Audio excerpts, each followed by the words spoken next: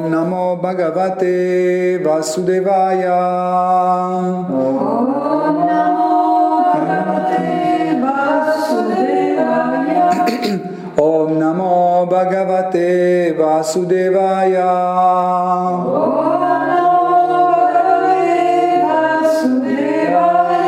Om Namo Bhagavate Vasudevaya.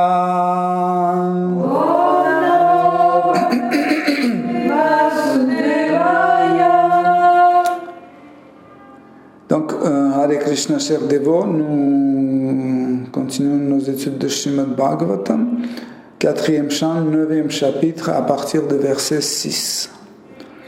Dhruva uvacha yonta pravishya mama vacham imam prasuptam sanjivayatyakila shakti dhara svadhamna anyamscha hastacharana shravanattvak adin pranannamo bhagavate purushaya tubhyam. La traduction. Ainsi parla Dhruva Maharaj.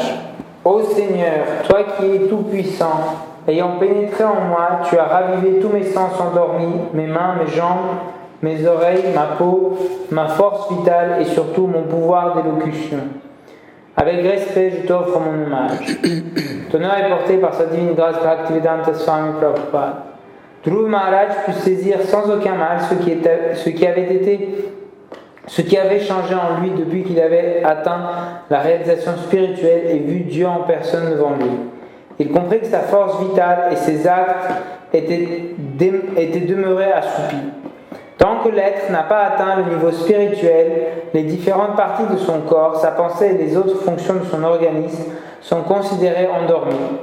Si l'homme n'est pas parvenu au niveau spirituel, tout ce qu'il accomplit équivaut aux activités d'un mort ou d'un fantôme. Shri Bhaktivinoda Thakur a composé un chant dans lequel il s'adresse à lui-même. Réveille-toi, âme endormie. Jusqu'à quand dormiras-tu dans les bras de Maya? Tu as maintenant la chance de posséder une forme humaine. Réveille-toi maintenant et découvre ton moi véritable. De même, les Védas enseignent. Réveillez-vous, réveillez-vous. Vous avez la chance, le privilège d'avoir la forme humaine. Vous devez maintenant accéder à la réalisation spirituelle. Telles sont les injonctions védiques. Eli? De par sa propre expérience, Dhruva Maharaja se rendit compte en vérité que l'illumination spirituelle de ses sens lui permettait de comprendre l'essence du message védique. L'aspect suprême du divin est la personne souveraine. Il n'est pas impersonnel. Dhruva Maharaja put comprendre sur le champ cette vérité. Conscient de ce que, depuis fort longtemps, il était comme endormi, il ressentit vivement le désir de glorifier le Seigneur, conformément à la conclusion du savoir védique. Un profane ne saurait offrir de prière à Dieu, la personne suprême, ni le glorifier, car il n'a aucune réalisation du message ultime des Védas. Donc, nous avons essayé de vraiment analyser profondément ce verset, car ce verset peut nous faire comprendre beaucoup de choses, ainsi que faire comprendre qu'est-ce qui se passe à notre intérieur, pourquoi nous sommes comme ça, qu'est-ce qui se passe pour tel ou tel cas. Pour cela, on va essayer de comprendre en fait comment nos sens fonctionnent. Par exemple, quand il y a la notion de sens et objet de sens. Et quand le sens et objet de sens rentrent en contact, les sens commencent à agir ou ils commencent à être excités ou réveillés, etc. Donc ils commencent à répondre. Mais, par exemple, j'entends la glorification de ma personne, par exemple, ok, et je commence à me sentir bien. Donc mes membres deviennent tranquille, le cœur, etc. Je me sens très très bien. Mais en fait, qu'est-ce qui se passe en fait? Qu'est-ce qui rentre? Et pourquoi mon corps réagit ainsi? En réalité, tous nos sens de notre corps, soit grossiers, soit subtils, tous nos sens sont pénétrés par notre faux ego. Et la réaction de nos sens dépend de faux ego. Comment notre faux ego est. Par exemple, si on vous offre de la viande, un poulet rôti maintenant, okay, vous allez le rejeter, ça sera désagréable pour vos sens. Okay, pourquoi? La langue est toujours la même que vous aviez il y a 10 ans, ou 20 ans, ou 30 ans, ou 50 ans. Le nez est pareil. Mais pourquoi cette sensation revient? Parce que, en fait, maintenant, dans votre langue et dans votre nez, c'est votre faux ego qui est installé. Et votre faux ego est un végétarien. Vous êtes convaincu que vous êtes végétarien. Avant, quand votre faux ego était qu'on mange tout qui bouge et tout ce qui vole, etc., on était carnivore, donc le nez et la bouche ne réagissaient pas à cette sauce, parce qu'il était pénétré par cette chose qu'on appelle faux ego. En fait, comme ça, on peut comprendre que faux ego comme élément matériel, il a cette capacité s'introduire ou pénétrer dans chaque sens et faire fonctionner ce sens de telle ou telle façon. Okay? Comme par exemple les 3 gunas. Par exemple, quand c'est Rajas qui agit sur nos sens, les sens fonctionnent autrement. Quand c'est Tamas, c'est autrement. Et quand c'est Sattva qui agit sur nous, nos sens commencent à agir d'une autre façon. Okay? Donc, ça veut dire les sens n'ont pas de contenu. Okay? Donc le contenu de nos sens, c'est le faux ego. Okay? Ça c'est hyper important à comprendre. Si on ne comprend pas ça, on ne peut pas comprendre ce verset, en fait, ce que Dhruva Maharaj vient de dire. Hein? Parce que dans ce verset, il dit que tu es tellement puissant que tu es pénétré en moi. Qu'est-ce que ça veut dire pénétrer en moi? C'est pas une mouche qui entre par la bouche, s'installe dans notre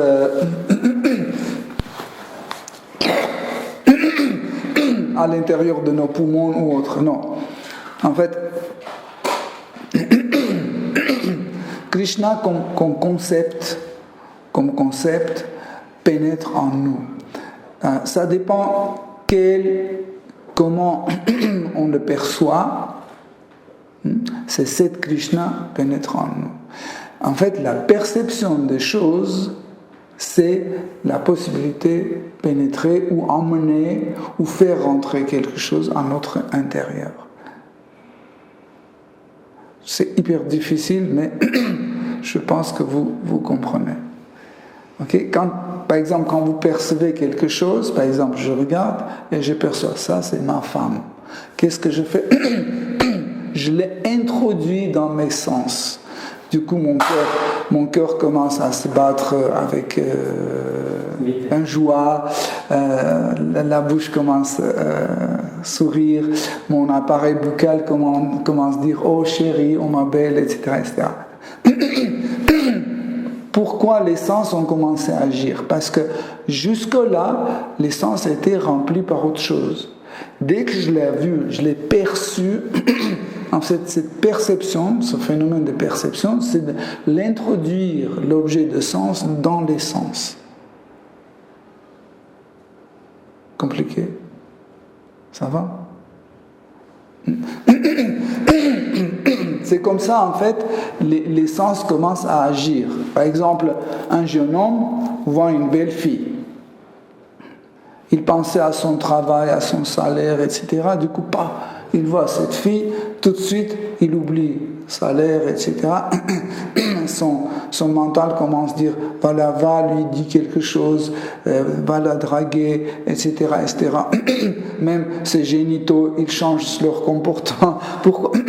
Mais les génitaux, ils n'ont pas des yeux, ils n'ont pas c'est pas eux qui voient. Ce qui se passe, c'est qu'en fait, par la perception de cet objet, en fait, on l'introduit dans nos sens, et nos sens commencent à agir de cette façon. Par exemple, si on voit un serpent ici, par terre, okay, nos sens ne vont pas agir comme si on voit une jolie fille. Pourquoi? Parce qu'en fait, nous avons déjà une certaine expérience et nous avons une certaine valorisation des choses. Un serpent, pour nous, c'est un objet de souffrance, de la peur, etc.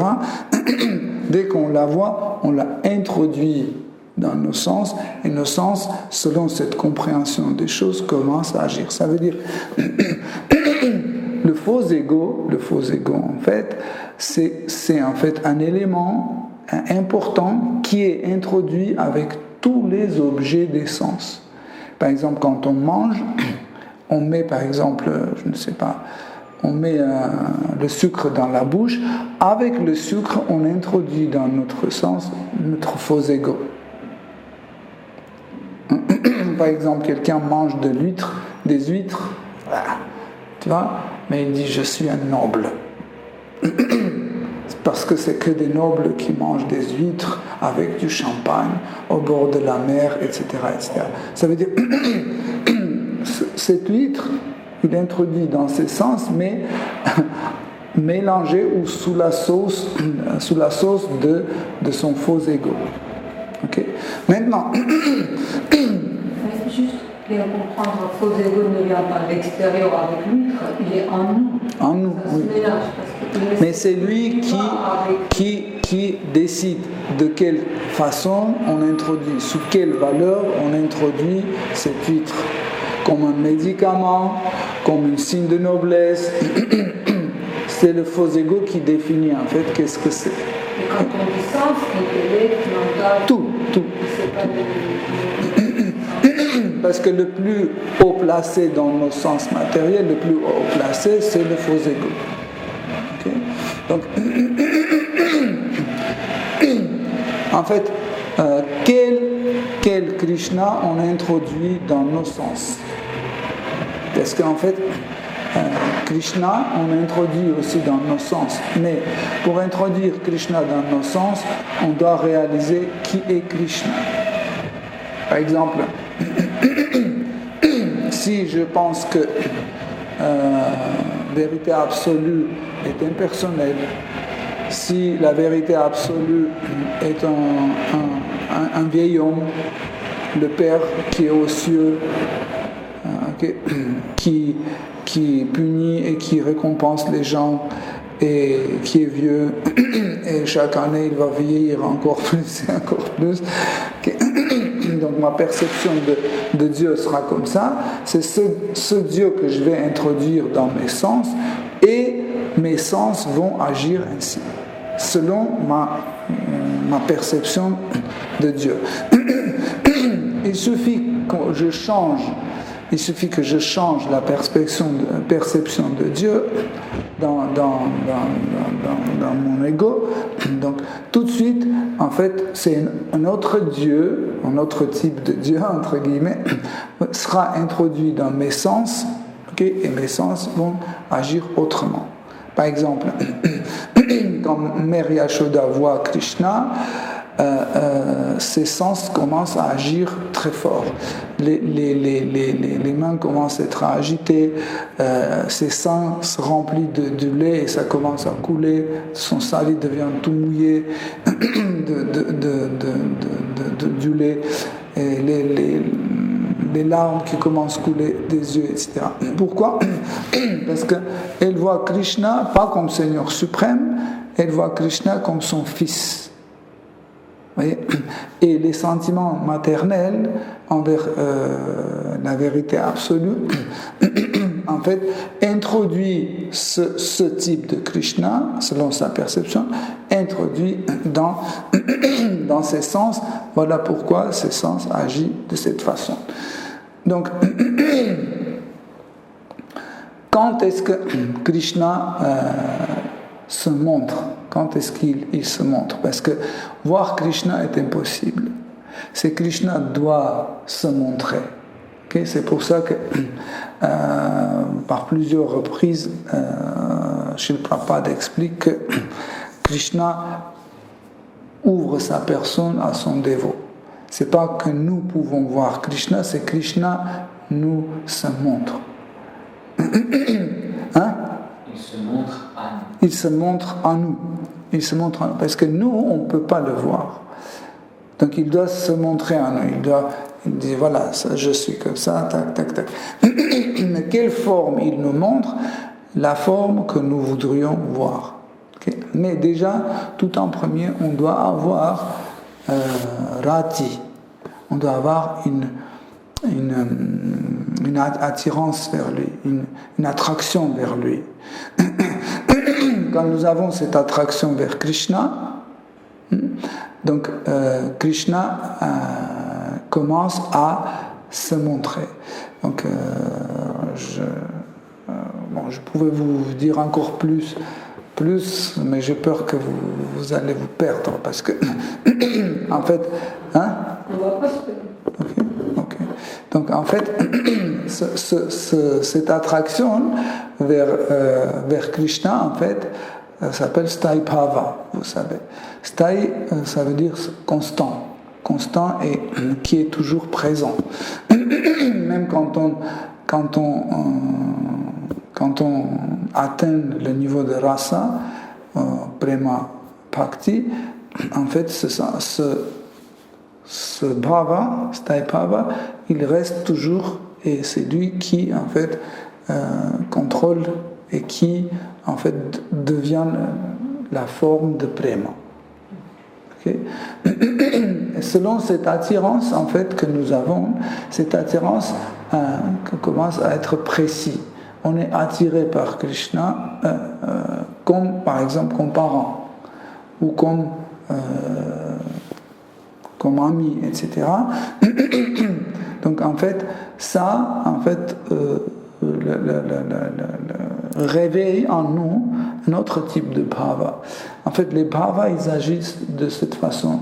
L'apparition d'un bhava nous aide à apparaître un autre bhava. Okay. Comme par exemple, je ne sais pas, la fatigue peut provoquer la colère. Ou, je ne sais pas, l'attachement peut créer une folie, etc. etc. Okay. Pareil, en fait, Sthai Bhava, cette attraction vers Krishna, au départ, c'est une attraction générale.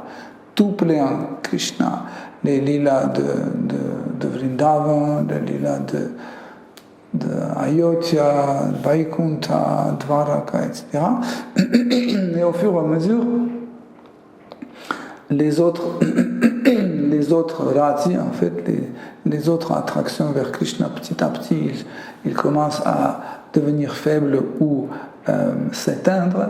Il y a le Mukhya Rati, ce qu'on appelle le Mukhya Rati, c'est le Rati principal, c'est-à-dire ce que nous sentons, ce qui est à nous et qui va devenir, en fait, qui va devenir cet amour et qui est la base de notre rasa, qui prend la direction et commence à contrôler tous nos autres bhavas. Et ce qui se passe par la suite, en fait, la présence de Sthai Bhava réveille en nous ce qu'on appelle Vibhava. Vibhava, c'est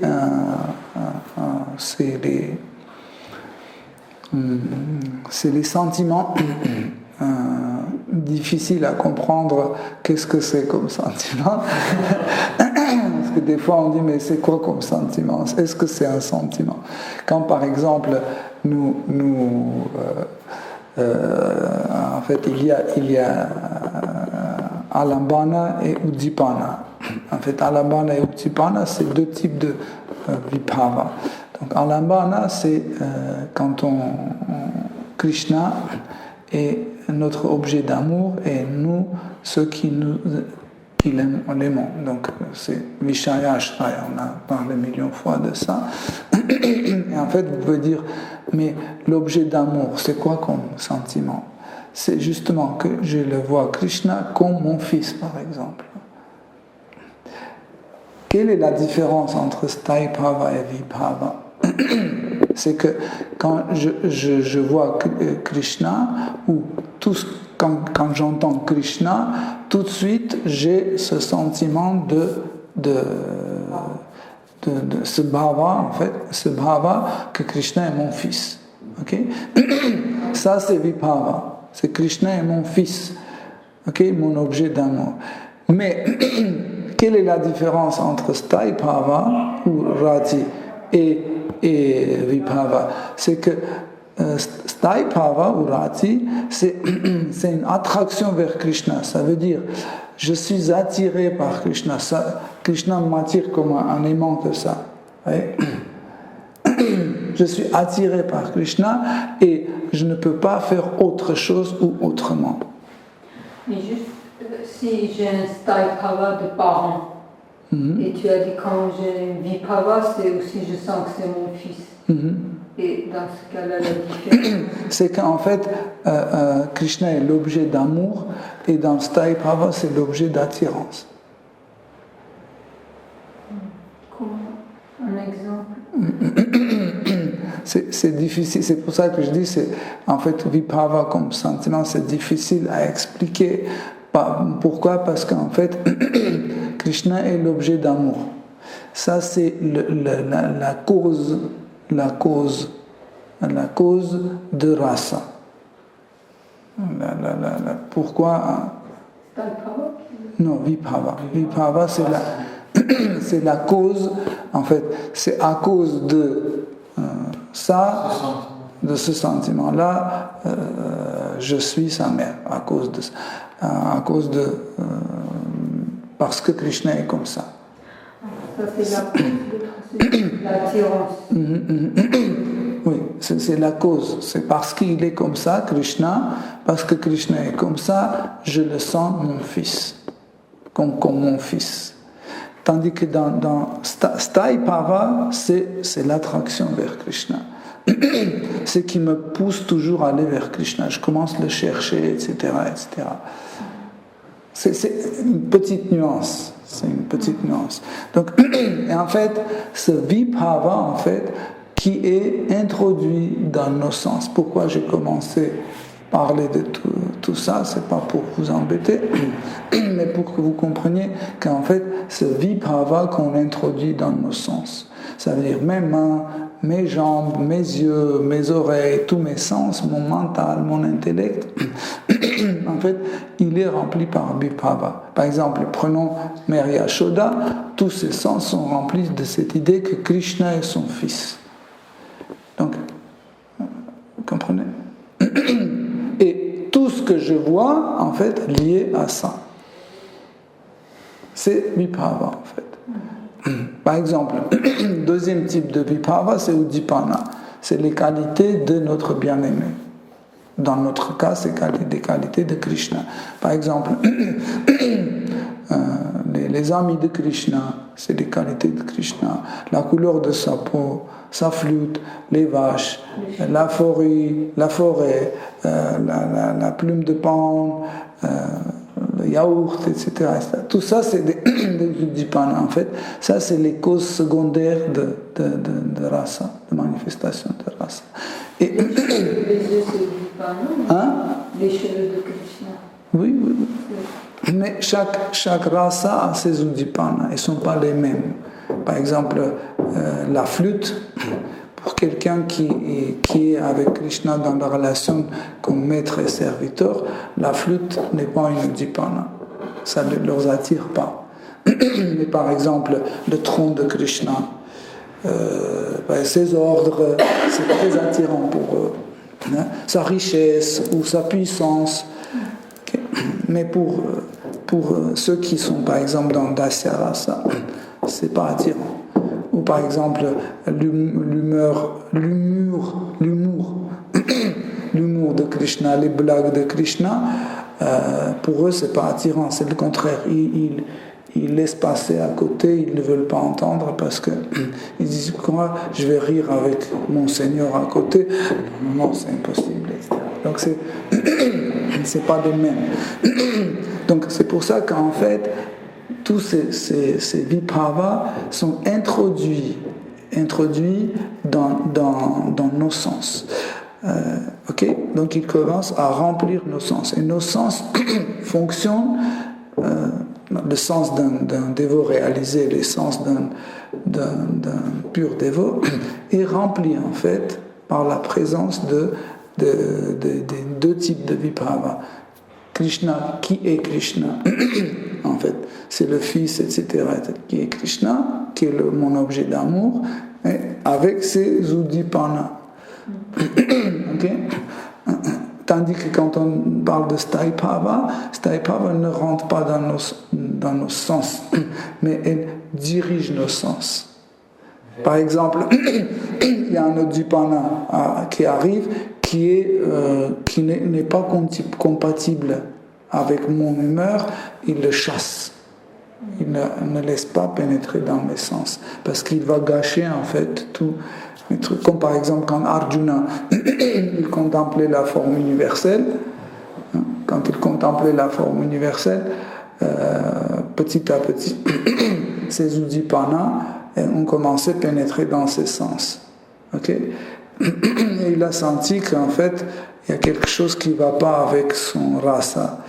Et c'est là où Staipava a repoussé, il a dit non. Je ne veux pas regarder ça, montre-moi ta forme à 4 bras, je préfère ça. Okay. Donc, en fait, pourquoi on a tout expliqué ça avec des petites parenthèses par ici et par là? Pour comprendre, en fait, quand Dhruva Maharaj dit que c'est toi, tu es pénétré en moi ou dans mes sens. Qu'est-ce qu'on doit penser? C'est quoi? Krishna a plongé dans ses yeux comme ça. C'est quoi qui rentre? En fait, rentre tous ces uddipana, en fait. Et alambana, ça veut dire les vibhava qui, en fait, remplissent l'essence d'un dévot. Ok? Et selon ça, en fait, les sens commencent à agir. Donc ici, vous voyez, Dhruva Maharaj dit, en fait, en pénétrant en moi, tu as réveillé en moi, et il cite pratiquement tous les 10 sens. Okay? Il dit, surtout, tu as réveillé la capacité de parler. Pourquoi? Parce que c'est très important, parce que maintenant je veux faire service dévotionnel, je veux te glorifier, Vandana, je veux te glorifier et j'ai besoin de cette faculté de te glorifier, de cette faculté de parler. Et comme Srila Prabhupada explique, en fait Krishna pénètre avec son énergie spirituelle dans son dévot et en fait ses sens commencent à agir d'une autre façon. En général, la présence de Krishna est expliquée dans Chaitanya Charitamrita en 3 versions, mais les acharyas ajoutent aussi une 4e version aussi. Donc les 3 c'est Sakshat. Sakshat c'est quand Krishna par exemple ouvre la porte et il arrive parce qu'il est venu de la gare du Nord, il est en train, il est venu, il est passé et il est rentré comme ça, il est venu nous voir. Ça c'est Sakshat. C'est qu'on le voit avec nos yeux en direct, etc. Après, il va dire, ok, avec Krishna, je dois partir. Il va sortir, il va aller, je ne sais pas, gare de l'Est, etc. Ça, c'est Sakshat. Okay? Il y a aussi Avesha. Avesha, c'est quand Krishna rentre dans nos sens. Là, ici, dans notre verset, ces deux-là sont présents. Donc, et Sakshat, parce que Dhruva Maharaj le contemplait, et Avesha. parce qu'il est rentré dans les sens de son dévot, et en fait les sens ont commencé à agir comme si c'était Krishna qui agissait. Par exemple, on appelle aussi ça Shakti Avesha, en précisant que Krishna rentre par ses énergies. Okay? Par exemple, le dévot peut devenir tellement puissant, tellement fort, comme par exemple Hiranyaksha. Il est devenu tellement puissant qu'il a pris la terre, il l'a mis sous l'océan, etc. C'est parce que Krishna est rentré en lui. Ça s'appelle, la présence de Krishna de cette sorte, s'appelle Avesha. Et il y a un troisième type de présence, ça c'est Avirbhava. Donc Avirbhava est un peu différent avec Krishna. Avirbhava est un peu différent. Il ressemble un peu, Avirbhava ressemble un peu à Sakshat, mais c'est différent.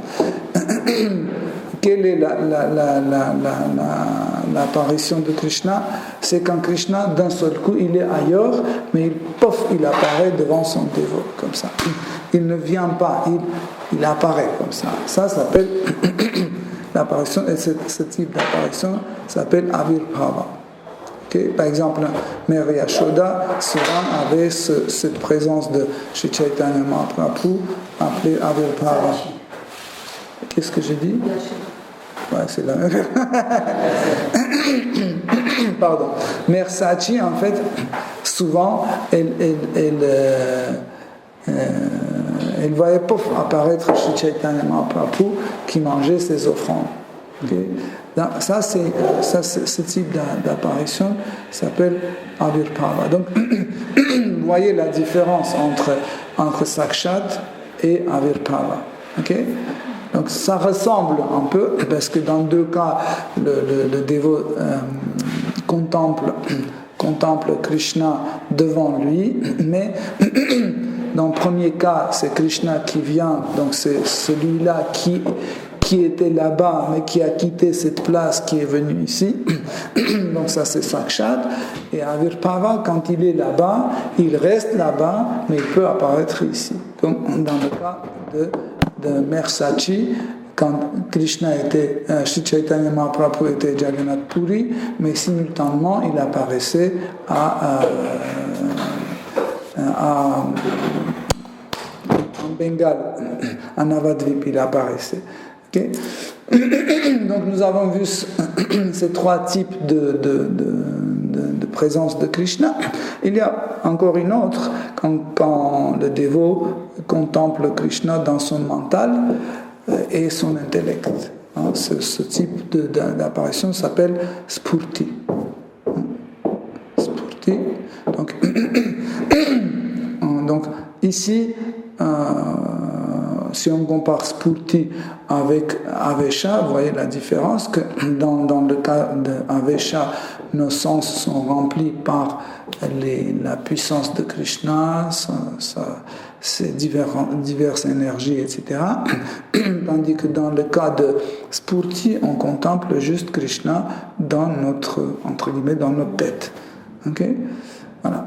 Donc on peut dire que, vous voyez, donc si on analyse maintenant, parce que nous avons tout bien analysé, si on applique toute cette analyse pour Dhruva Maharaj, on peut voir que d'abord, en fait, il a eu Krishna comme Spurti dans son mental, il a eu comme Spurti.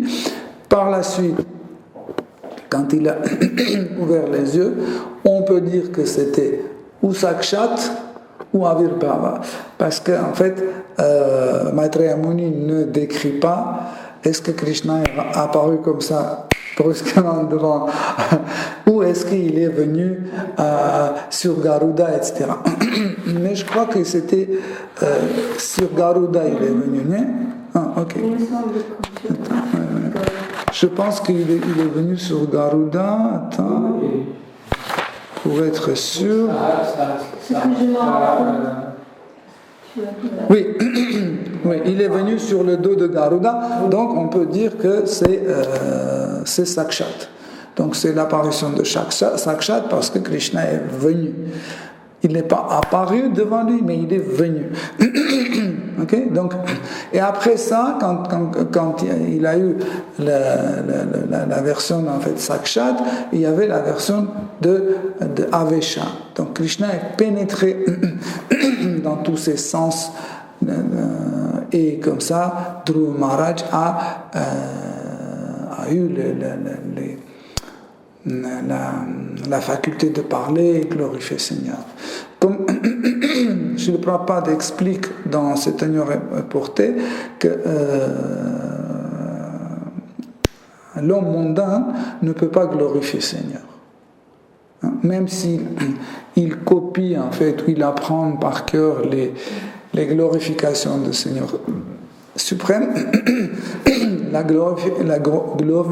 glorification du Seigneur, c'est ce que nous avons analysé au départ. Les glorifications dépendent de Vibhava.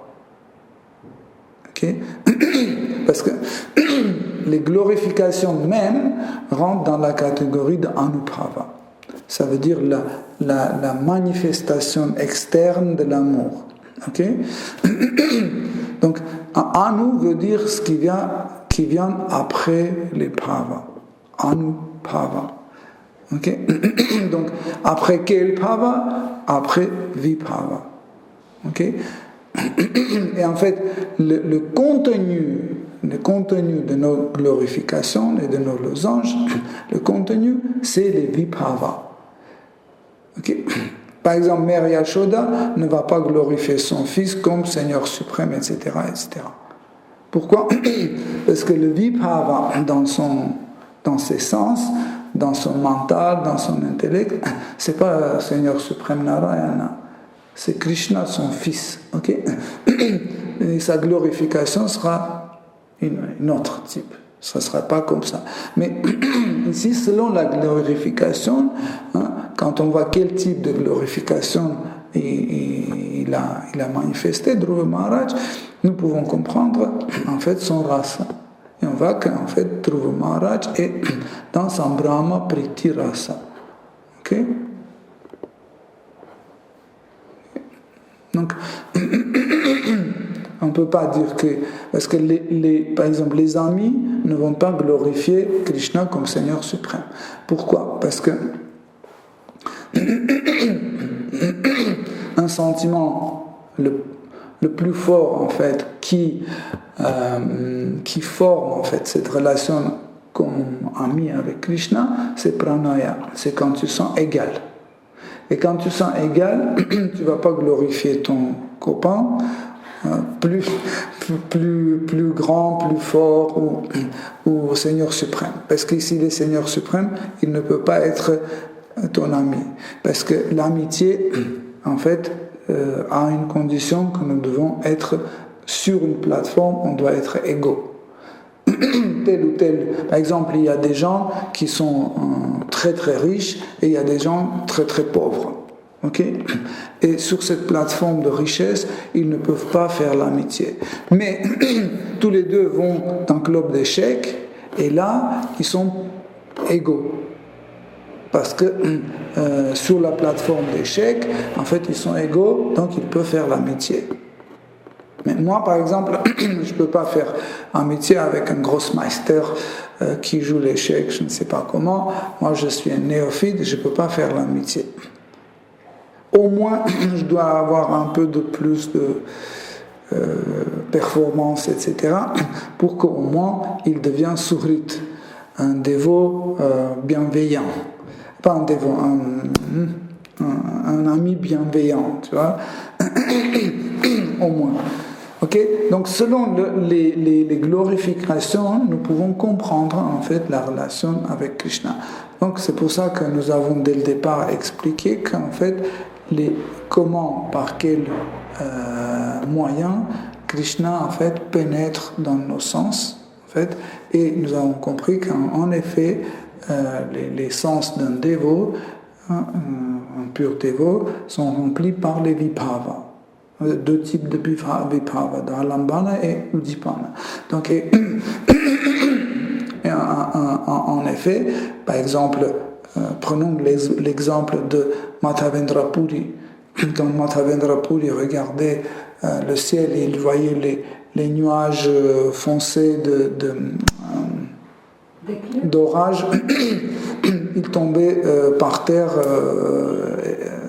évanoui. Oui, mais il est tombé évanoui. Il s'est évanoui. Oui, mais quand on prend comme adjectif, il tombait évanoui. Voilà, il tombait par terre. Bon, il s'évanouit. Inconscient. Il tombait par terre inconscient. Pourquoi en fait? Pourquoi? Parce qu'en fait, il voyait la couleur Shyam de Krishna, en fait, qui est Udipana de Krishna. En fait, les Udipana ne sont pas différents de Krishna. Ok?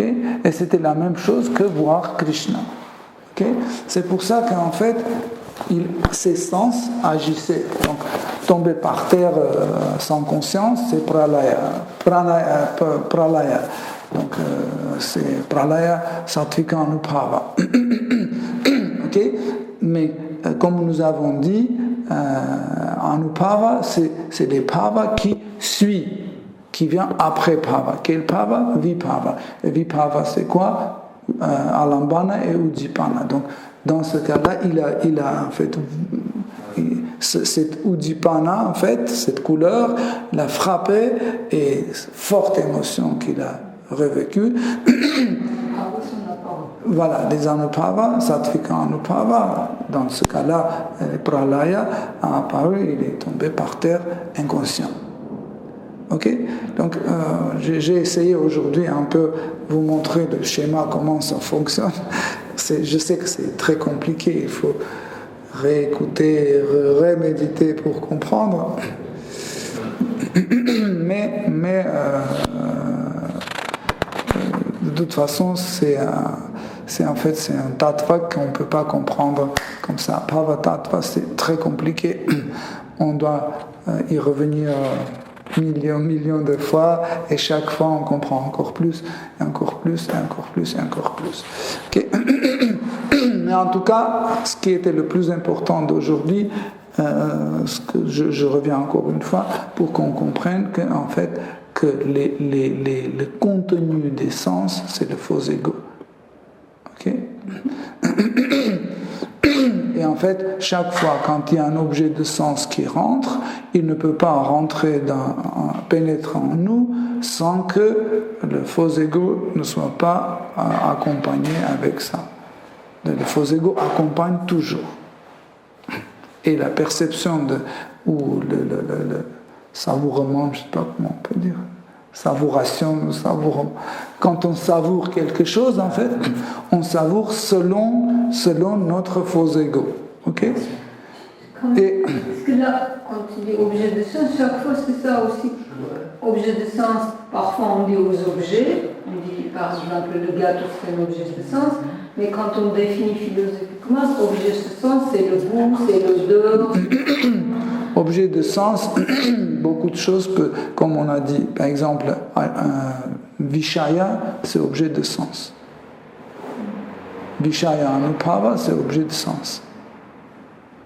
Krishna est objet de sens aussi. Les Udipana, c'est objet de sens aussi. Par exemple, quand les animaux, les vaches, ils entendent la flûte de Krishna, il reste comme ça avec dans la bouche avec comment on dit un morceau, pas un morceau mais une botte d'air. Une paille. Non, une dasta kanachi. Une botte d'herbe dans la bouche comme ça. En extase.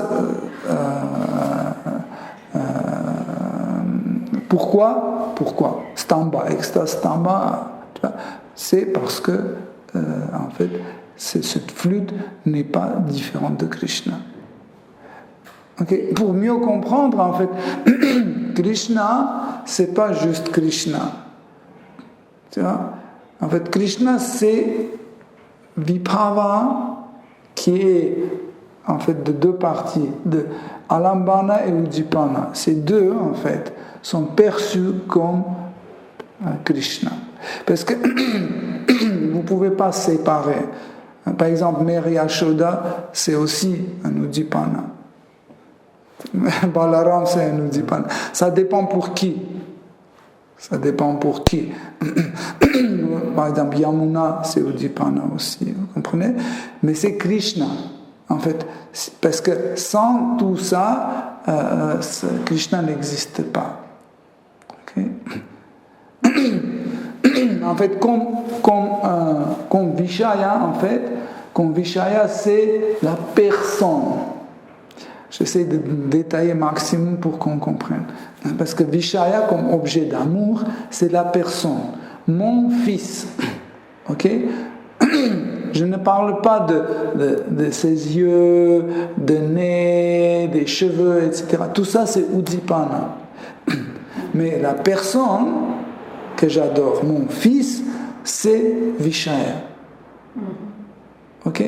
Mais mon fils, Vishaya, il est la cause principale de manifestation de rasa, et les Uddipana qui sont importants, mais c'est secondaire.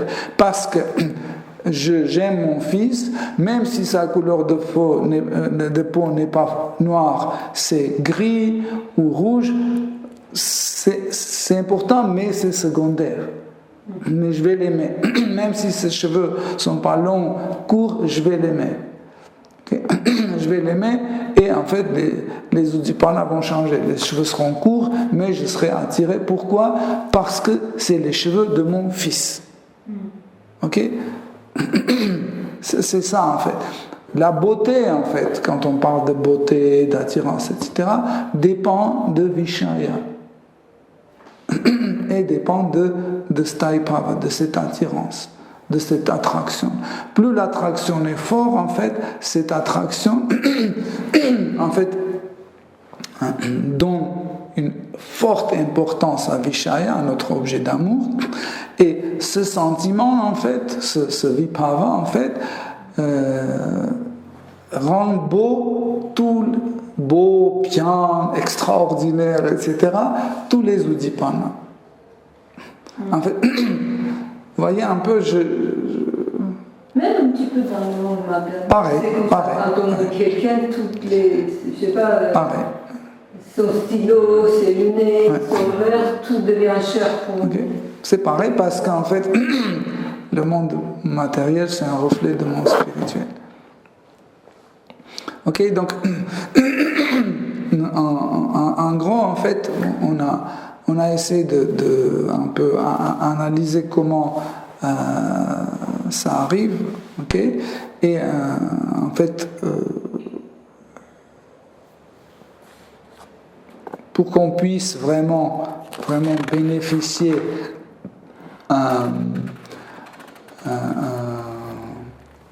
des circonstances dans lesquelles on peut servir Krishna, en fait, il faut que Krishna soit présent.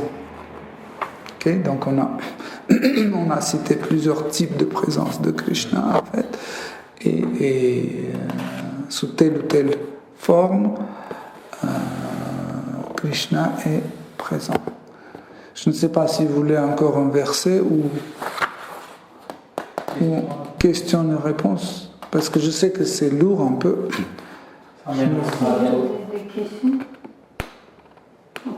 Parce qu'en fait, la différence de ces deux versets, en fait, le verset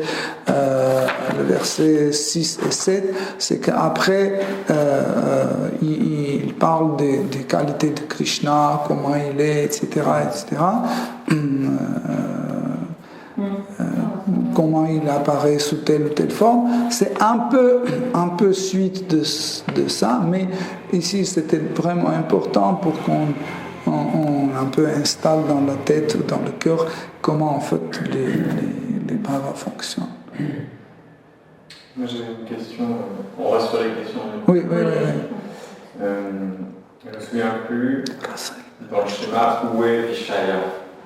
Vishaya c'est dans les... Non, vibhava. Alambana. Et c'est en alambana. Et en ce sens-là, du coup, c'est alambana qui est la cause principale. Là où l'udipana vient enrichir, renforcer en fait. Stimule. Les udipana, ils stimulent en fait. C'est les, entre guillemets, c'est les stimulateurs. Stimulants. Et l'autre, dans alambana, il y a les shaya et ashaya. C'est celui qui aime. Celui qui aime. Ou on peut traduire aussi celui qui on peut en fait le mot ashraya on peut traduire dans deux sens. Celui qui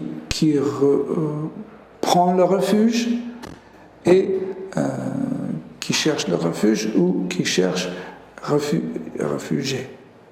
Okay? Non.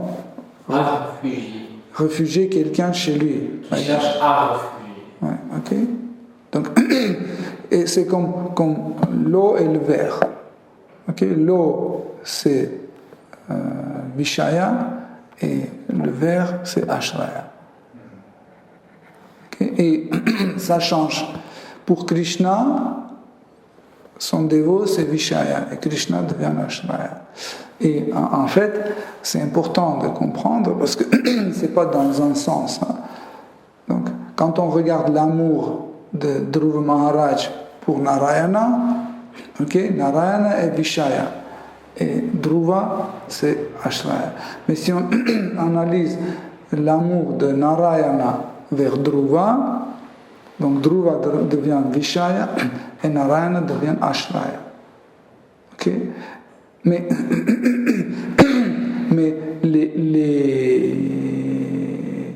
les valeurs changent, les udipana changent. Ça ne marche pas dans deux sens. Je vous explique pourquoi. Par exemple, la puissance de Krishna, c'est un udipana pour celui qui est un priti rasa, un serviteur. Okay? Mais la puissance de ce serviteur n'est pas un udipana pour Krishna. Et si, par exemple, pour un dévot de priti rasa, il est attiré par Krishna comme son Seigneur suprême, okay? Krishna n'est pas attiré pour son serviteur comme pour Seigneur suprême. Il est attiré pour, comme son serviteur. Donc, ça ne marche pas toujours. Par exemple, pour les amis, ça peut marcher pratiquement à 90%. Dans Priya Rasa, ça marche à 90% dans deux sens. Et les udipana, en majorité, les udipana sont presque les mêmes. Okay? Par exemple, le rire, les bêtises, etc., dans deux sens, c'est les mêmes. Sauf certaines choses qui ne marchent pas. Mais en gros, c'est les mêmes.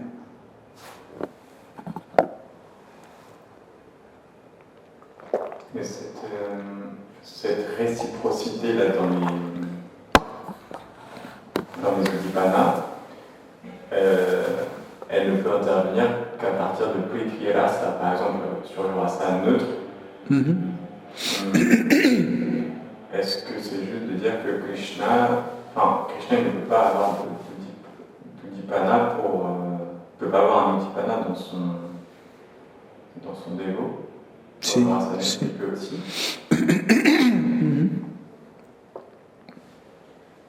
Je vois pas du coup comment ça peut se traduire. Parce que par exemple,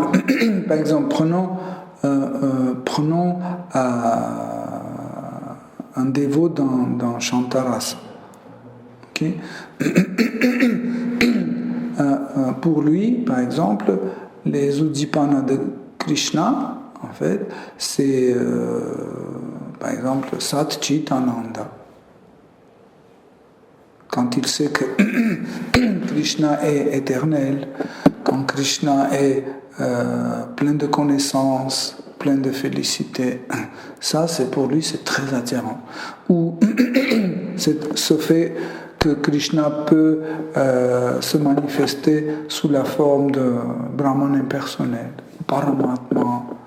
Tout ça c'est ou que Krishna est Ekashakti, ou tous les Shaktis sont prennent comme source, ils ont comme source Krishna, etc.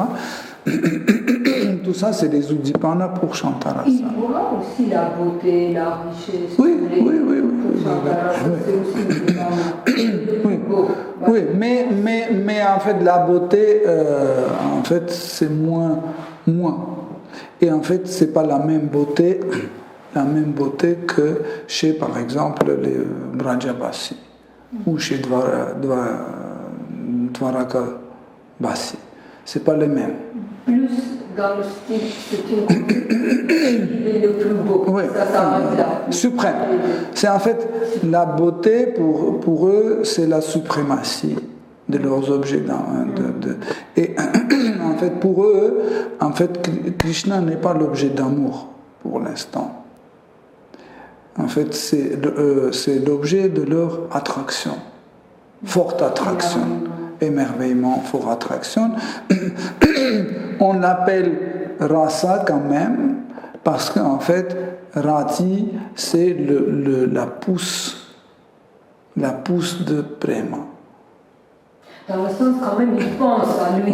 Oui, mais comme ça, je vais vous expliquer. Par exemple, prenez le coriandre. Une plante qui est poussée, donc c'est coriandre, c'est une plante. Vous pouvez dire ça, c'est quoi. Mais quand c'est juste la pousse qui est sortie de la terre, vous pouvez dire que c'est coriandre, mais vous ne pouvez pas s'en servir comme de coriandre. Ou par exemple, sur un pommier, vous avez un pommier tout petit qui vient d'apparaître. Je ne peux pas dire que non, ce n'est pas une pomme, c'est une poire. Non, c'est une pomme. Mais vous ne pouvez pas l'utiliser comme une pomme. Ok? Pareil, dans Shantarasa, Krishna est l'objet, en fait, de la forte attraction, de forte attirance, etc. Mais on ne peut pas le vraiment appeler amour. En fait, le mot amour est appliqué à partir de Pritirasa. Okay. Pourquoi? Parce qu'il y a beaucoup de choses. Parce qu'il faut que certaines bhavas apparaissent. Quand il n'y a pas certaines bhavas qui apparaissent, donc prema n'est pas mûr. Okay? Donc, en fait, cette Shuddhamukhyarati, c'est en fait cette attraction de ce genre de dévots. On parle de Shantarasa. Donc, leur rati s'appelle Shuddhamukhyarati. Mukhya, c'était quoi? Mukhya veut dire le visage. Leur visage, Shuddhamukhyarati. Visage, ça veut dire la personnalité, ça veut dire leur apparence, leur spécificité, spécifique. Visage, c'est spécifique. Okay? Vous ne pouvez pas dire qu'il y a un autre. Mon visage, c'est spécifique. Okay? Mukhya. Mukhya, c'est le visage. Si on traduit comme ça, mais ça signifie spécifique. Unique, spécifique. Donc, Shuddhamukhyarati, en fait, c'est ce type d'attraction qui est pour les dévots en Shantarasa. En Shantarasa, Krishna réciproque Oui, il reste devant eux comme ça pour qu'ils voient et qu'ils glorifient. Qu'est-ce que tu veux qu'il fasse? D'amour, c'est il a deux personnes.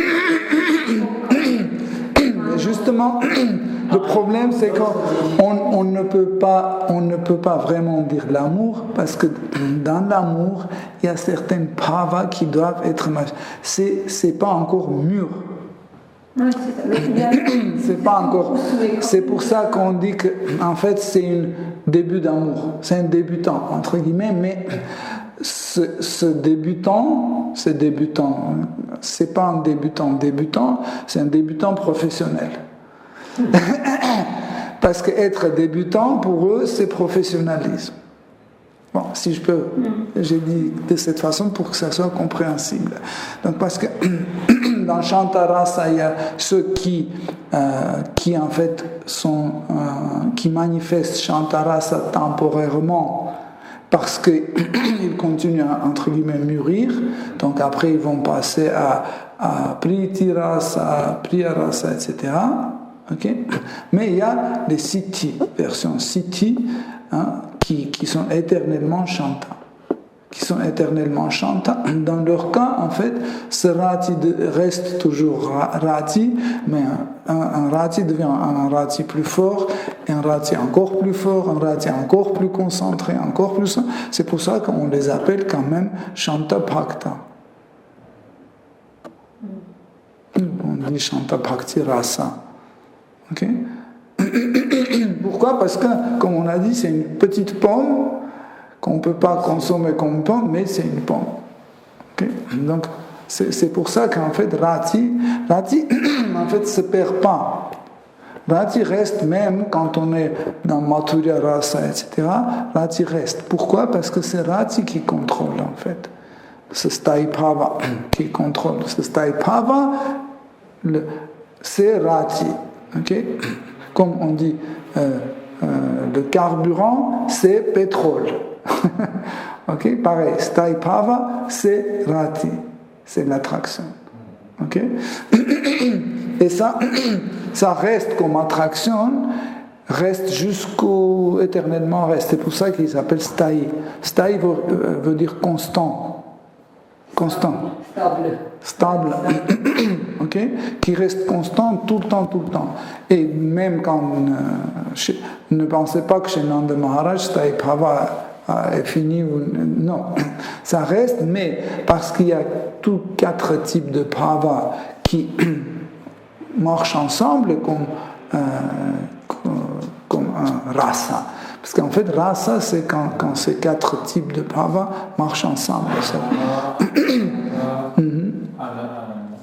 Puis bhava et Vyapichari bhava ou sanchari bhava. Ok? Ok, donc c'est comme ça en fait.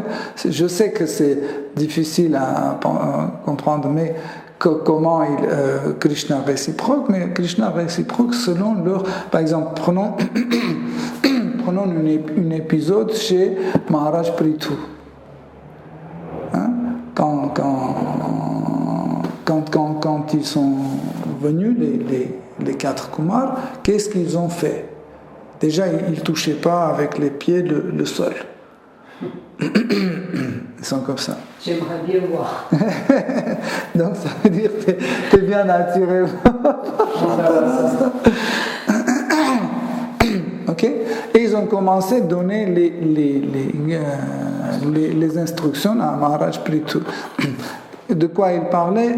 De la puissance de Seigneur suprême, de qui est partout, qui est contrôleur des sens, etc. Et vous ne pouvez pas voir tout ça, des petits garçons comme ça qui arrivent. Et on va voir les petits garçons. Ok? Vous comprenez? Donc, comme nous avons dit dans notre verset, que la glorification montre en fait le rasa de cette personne. Okay. Okay. J'ai du mal à dépasser ce. En fait, quand j'entends parler de Shantarasa, comme là on a expliqué, en expliquant que c'est un début d'amour, c'est vraiment pour débutants, tout de suite on a dit, en fait, Shantarasa c'est pour les débutants, donc c'est pas intéressant, il faut viser plus haut. Et d'un autre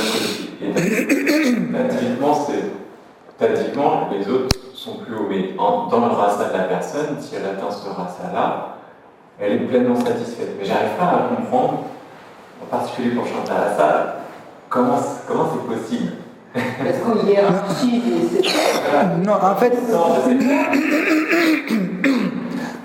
en fait, regardez, quand on dit, pourquoi on dit débutant? Débutant, c'est pas dans la dévotion.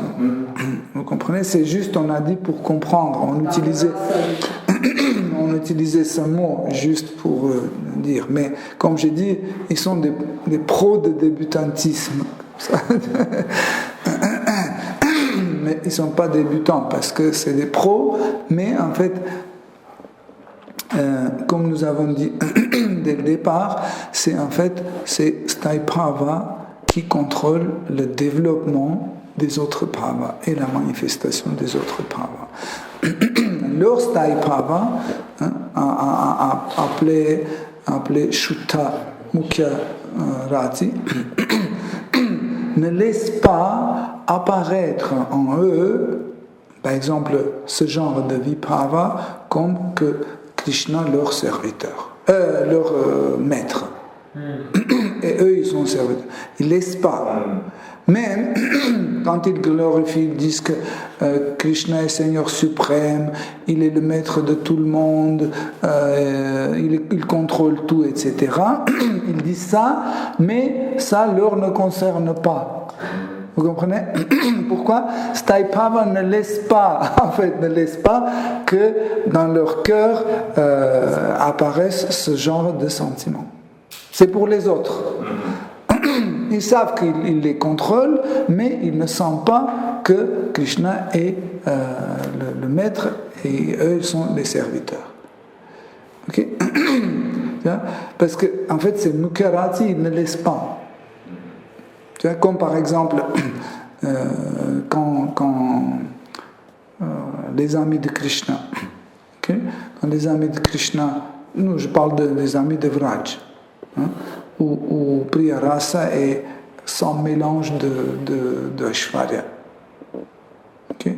Par exemple, quand quelqu'un commence à dire Krishna est Dieu, la personne suprême, etc., regarde,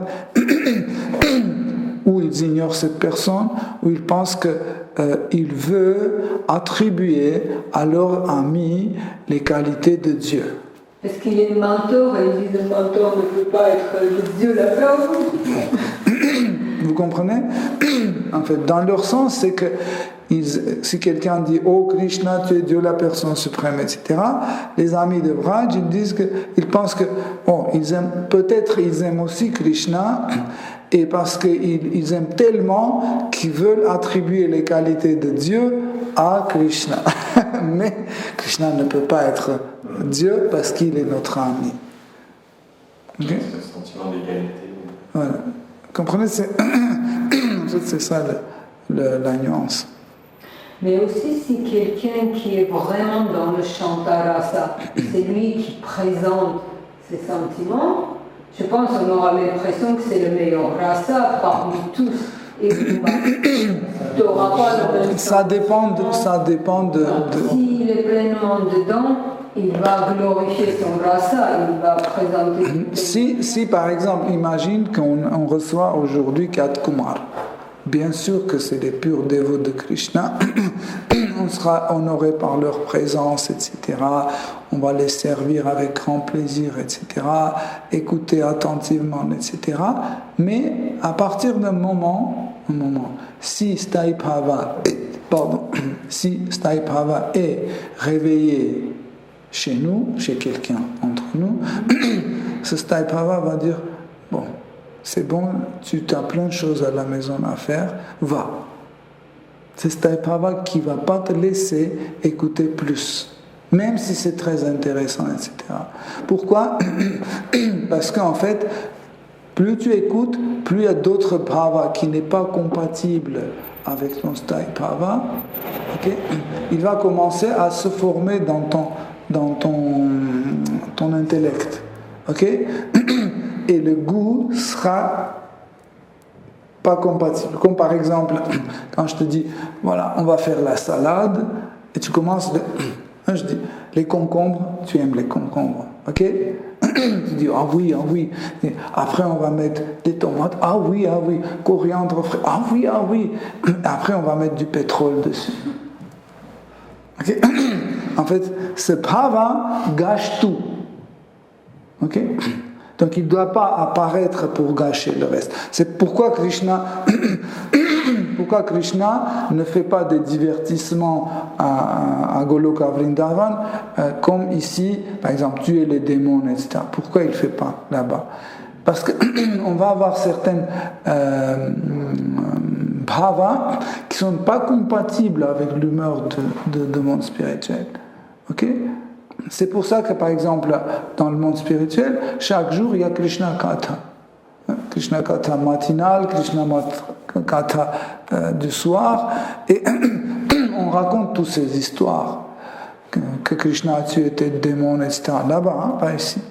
Il parle de ça, il discute, il dit, ce démon, c'est comme ça. C'est leur film d'horreur. Ils parlent, et ils peuvent pleurer, etc. Mais ils revivent vraiment en vrai. En vrai, ils revivent comme si c'était... Mais, en fait, il ne faut pas qu'un démon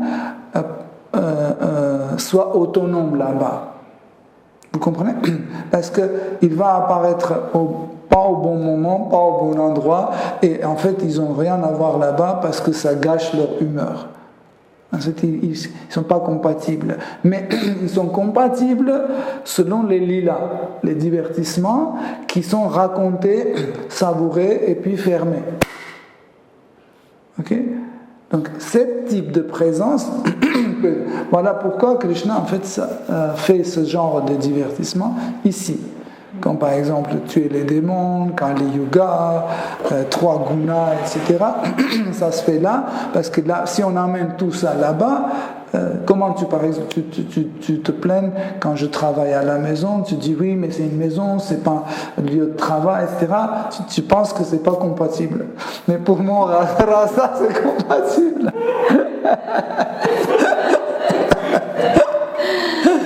Tu comprends? Même, je pensais pour les films, on aime bien de regarder des films d'horreur, c'est une sorte de rakata, mais après on ne veut pas que ça nous arrive, on ne veut pas participer. Voilà. Même tu regarderas ça jusqu'à ton Staipava ne t'interdit pas.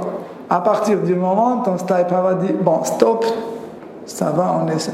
Je veux autre chose qui est plus proche. Comme Arjuna.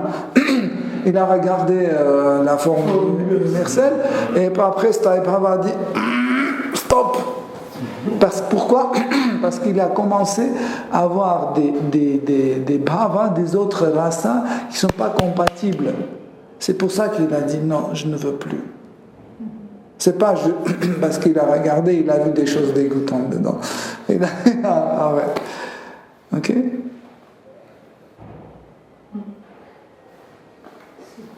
Moi, c'est sur les Udipana encore. Je me demandais en fait quels étaient les Udipana du côté de Krishna dans la relation de Dasyarasa. Pardon, quand le dévot est dans la relation Dasyarasa. Avec le maître serviteur. Et du coup, quels sont les Udipana pour Krishna vis-à-vis de son dévot serviteur? Quels sont les Udipana du dévot serviteur? En fait, tu veux les Udipana d'Ashaya et Vishraya. Les deux. Dans deux sens. Ouais, mais plus dans le sens où Vishaya est le dévot. Ok. En fait, quels sont les Udipana qui attirent Krishna chez son dévot? Voilà. Ok.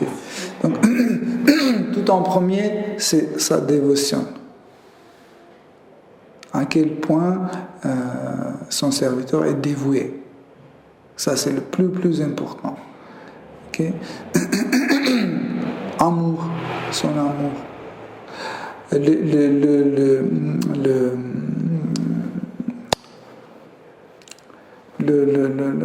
Quand tu es toujours prêt.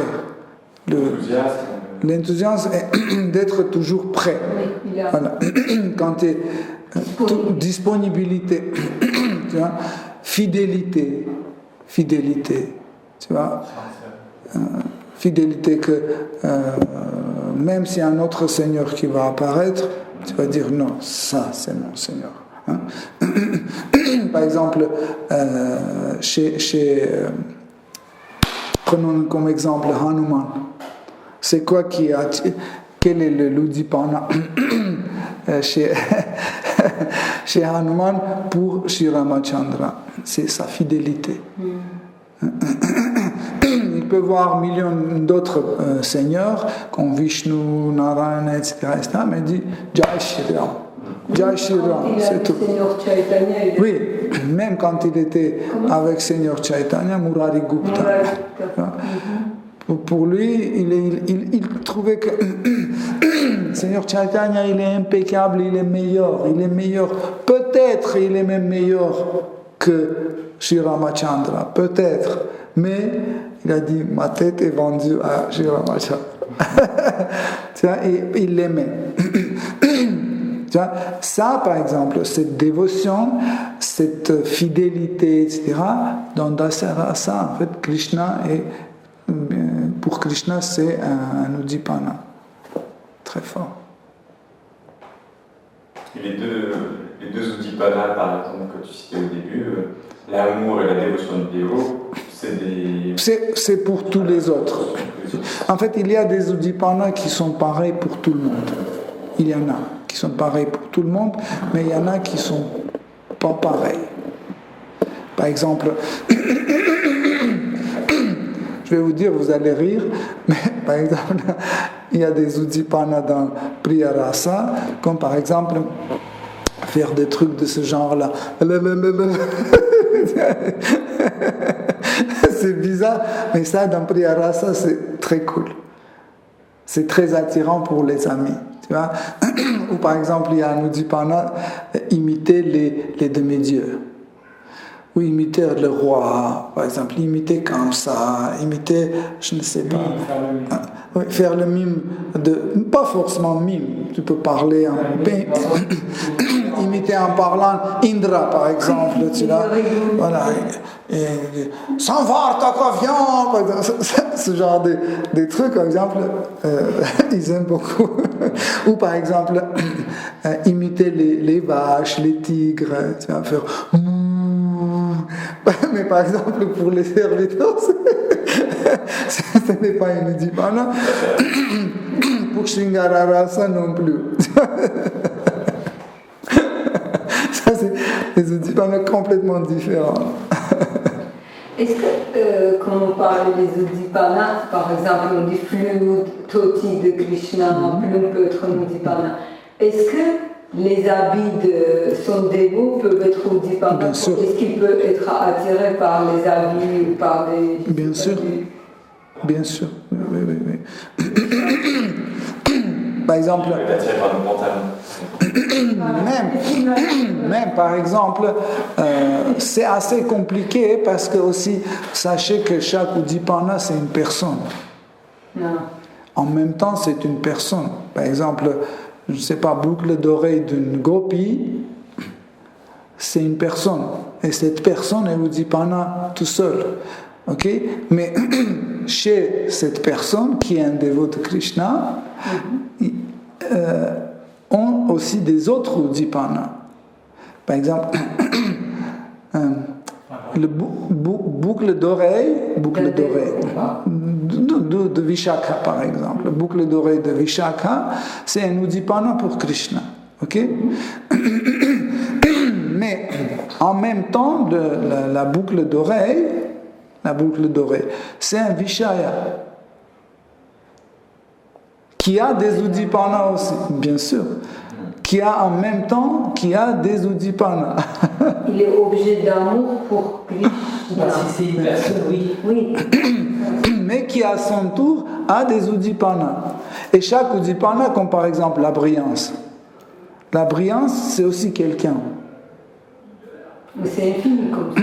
Exactement. Et cette brillance, en fait, a aussi ses Udipana. On arrive au fractal encore. Le monde spirituel le monde spirituel est extraordinaire.